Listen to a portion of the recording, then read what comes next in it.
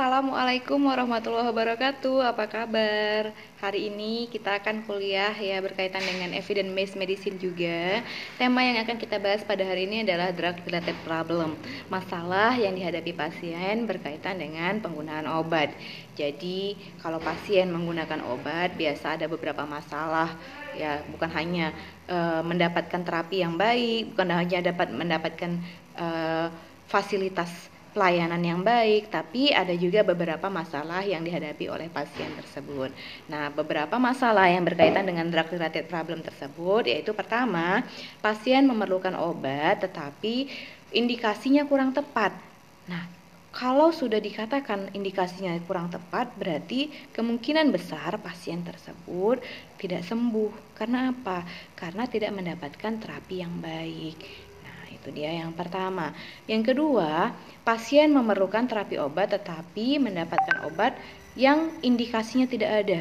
Sama saja seperti pasien mengkonsumsi obat placebo, berarti makan obat tapi tidak memberikan efek, indikasinya tidak ada. Misalnya untuk pasien yang biasanya mengalami inflamasi atau terkadang mengalami inflamasi di seputaran pencernaannya, kalau dia dikasih hanya sekedar parastamol, nah itu hanya sekedar meringankan gejalanya saja, tapi tidak mengurangi efek ataupun tidak mampu ataupun kurang mampu dalam mengobati inflamasinya karena indikasinya tidak ada ataupun tidak tepat ataupun kurang tepat. Kemudian yang ketiga, pasien memerlukan terapi obat tetapi mendapatkan obat ataupun produk yang salah. Nah, ini berkaitan dengan look alike, sound alike. Nah, obat yang mana yang dibaca, obat mana yang terlihat, nah itu juga harus diperhatikan. Itu berkaitan dengan pasien memerlukan terapi obat tetapi mendapatkan produk yang salah. Kemudian yang keempat, pasien memerlukan terapi obat tetapi mendapatkan dosis yang berlebihan. Nah, kalau sudah mendapatkan dosis yang berlebihan, bukan malah efek terapi yang baik yang diperoleh, tetapi justru malah nanti larinya ke efek toksik. Nah, kalau sudah toksik berarti bersifat merugikan kepada pasien pastinya ya. Nah, itu dia. Kemudian pasien memerlukan terapi obat tetapi menerima dosis yang kurang. Nah, tadi kalau sudah dikatakan berlebihan toksik. Nah, kalau kurang bagaimana? Sudah pasti, sudah jelas efek terapi tidak akan tercapai. Nah, itu dia. Kemudian sia-sia dong pasien mengkonsumsi obat. Iya, sia-sia pastinya. Kemudian pasien tidak menggunakan obat karena alasan kepatuhan, ekonomi, dan availabilitas. Banyak pasien yang tidak mengkonsumsi obat karena alasan kurangnya ekonomi. Padahal hal ini bisa diatasi sebenarnya, banyak asuransi kesehatan terutama ya misalnya Askeskin, Jamkesmas, kemudian BPJS yang bisa membantu dalam pemenuhan kebutuhan akan adanya obat bagi pasien yang memiliki ekonomi yang lemah. Ya memang sih banyak juga ya persyaratan-persyaratan untuk bisa menjadi anggota-anggota ataupun ya bagian dari Jamkesmas ataupun Askeskin tersebut. Tapi semuanya itu sebenarnya bisa diatasi. Itu dia. Kemudian pasien mendapat terapi obat tapi mengalami efek samping. Jadi bukan hanya efek positifnya saja yang didapat, justru malah ada efek sampingnya. Nah, kalau sudah dikatakan efek samping berarti bersifat merugikan. Timbul penyakit baru malahan, bukan malah membuat si pasien itu sembuh dari penyakitnya, justru malah ada penyakit penyerta lainnya.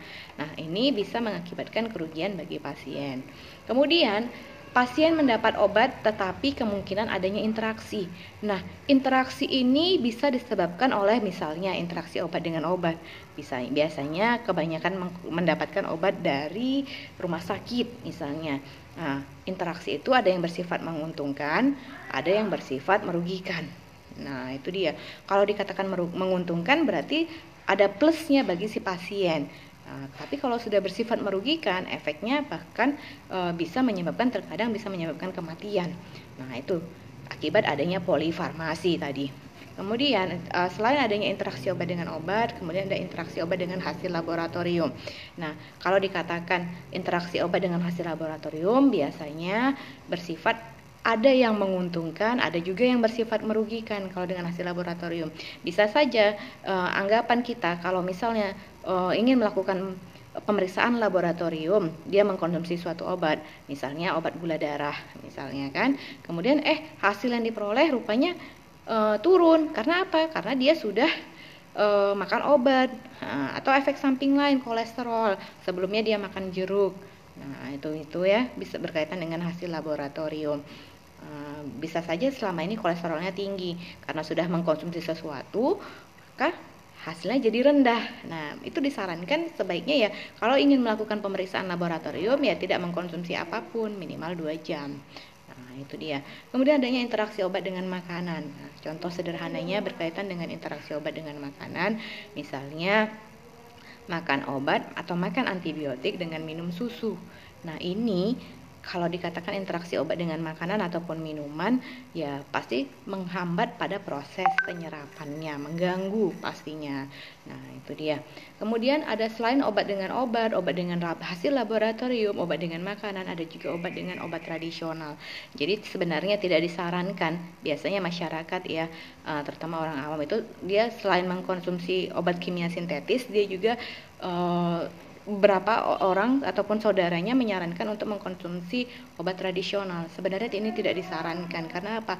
Nantinya terkadang ada timbal balik yang bersifat merugikan, interaksi yang bersifat merugikan. Nah, makanya pihak rumah sakit biasanya tidak memberikan obat tradisional kepada pasien tersebut, kecuali untuk beberapa rumah sakit ya, seperti rumah sakit yang ada di Jakarta, dia khusus memberikan terapi ya bersifat obat tradisional. Semua yang diberikan adalah obat tradisional, tidak ada kimia sintetis. Nah, itu dia beberapa hal yang berkaitan dengan drug related problem. Kemudian selain beberapa hal di atas, juga ada berkaitan dengan kepatuhan pasien. Nah, pasien terutama orang yang mengkonsumsi obat seumur hidup, ya contohnya pada pasien-pasien degeneratif, itu misalnya pada pasien gula, pasien hipertensi, itu dia kan harus makan obat seumur hidup. Nah, itu pasien sering mengalami kebosanan dalam mengkonsumsi obat. Jadi ya sudahlah, yang penting gula darahnya sudah turun, gak usah diminum lagi. Nah, itu bisa menyebabkan terjadinya masalah bagi si pasien tersebut. Nah, kemudian ada juga faktor obat generik. Untuk orang awam ya sebenarnya kurang memahami apa itu obat generik, apa itu obat paten. Misalnya untuk kalangan ekonomi menengah ke atas, mereka lebih memilih obat paten dibandingkan obat generik. Padahal sebenarnya isinya sama antara obat paten dan obat generik tersebut, tapi hanya berbeda pada bahan tambahannya, bahan penyertanya. Sama seperti kita membuat kue ya, pasti berbeda, gulanya terkadang berbeda, margarinnya berbeda. Nah, itu juga berpengaruh nanti terhadap hasil yang diberikan. Jadi contoh sederhana, misalnya dalam mengkonsumsi obat mah ada namanya omeprazol, ada lansoprazol. Nah, kalau dikatakan omeprazol, dia berarti dikonsumsi misalnya lebih kurang 2-3 kali. Nah, berkaitan dengan kepatuhan, balik lagi berkaitan dengan kepatuhan pasien. Kalau sudah 3 kali setiap hari diminum, ya sudah pastilah pasien ini akan merasa bosan. Nah, jadi dibentuklah adalah suatu formula yang dimodifikasi menjadi obat paten. Nah, sehingga hanya diminum 1 kali saja, tidak lebih dari 1 kali. Nah, itu sudah membantu pasien dalam mengatasi masalah yang berkaitan dengan drug related problem. Kemudian berkaitan dengan kenyamanan pasien. Pasien kadang tidak nyaman dengan obat tersebut. Bisa saja rasanya pahit, ya, dia malas mengkonsumsinya, atau bisa saja obatnya itu terlalu besar, payah dikonsumsi. Nah, itu dia juga berkaitan dengan drug related problem tersebut. Nah, itu dia beberapa hal yang berkaitan dengan drug related problem. Semoga bermanfaat. Kita akan bertemu lagi di lain waktu. Terima kasih. Assalamualaikum.